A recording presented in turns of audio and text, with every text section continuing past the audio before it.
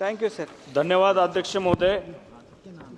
सरकारी कर्मचारी अपने संपूर्ण जीवन के महत्वपूर्ण भाग को सरकार के नीतियों को लागू करने में एवं राष्ट्र के सेवा में समर्पित कर देते हैं, लेकिन जब वह सरकारी सेवा से रिटायर होते हैं तो उन्हें एनपीएस यूपीएस जैसे योजनाओं के माध्यम से उनके आगे का जीवन अंधकार में चला जाता है। उन्हें बुढ़ापे में गरिमा के साथ जीने के लिए संघर्ष करना पड़ रहा है। मैं आपके द्वारा सरकार से पूछना चाहता हूं कि लाखों कर्मचारियों के मांगों को ध्यान में सरकार ओल्ड पेंशन स्कीम को देश में कब तक लागू करने वाली है? कर्मचारियों को ना तो एनपीएस चाहिए ना ही यूपीएस चाहिए, उनको चाहिए तो सिर्फ और सिर्फ ओपीएस।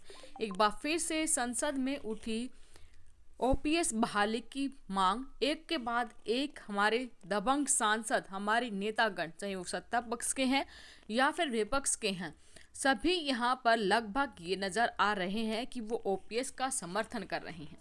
और ऐसे में हमारे देश के एक सबसे बड़े नेता ने हमारे संसद के अंदर लोकसभा में देश भर के कर्मचारियों की पुरानी पेंशन बहाली की मांग की है।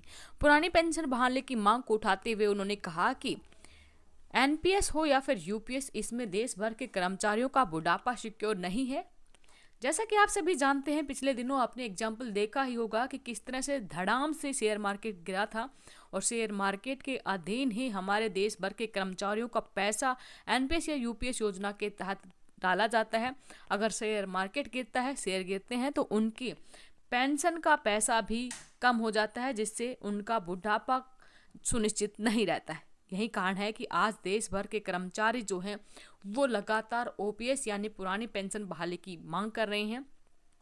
और इसी तरह हमारे माननीय सांसद भी हमारे देश भर के कर्मचारियों की आवाज़ बनकर यहाँ पर संसद में गूंज रहे हैं, क्योंकि 1 अप्रैल 2025 से यूनिफाइड पेंशन स्कीम लागू होने जा रही है, जिससे कर्मचारी बिल्कुल भी संतुष्ट नहीं है। कर्मचारी पुरानी पेंशन बहाली योजना को लेकर आंदोलनरत हैं और आगामी मई में भी अगर सरकार उनकी मांगों को नहीं मानती है तो वो दोबारा से आंदोलन पर जाने की तैयारी कर रहे हैं। पुरानी पेंशन योजना से ही कर्मचारी और उनके परिवारों के हितों की पर्याप्त आर्थिक सुरक्षा होती है। उन्होंने पुरानी पेंशन बहाली की मांग को लागू करने का सरकार को कहा।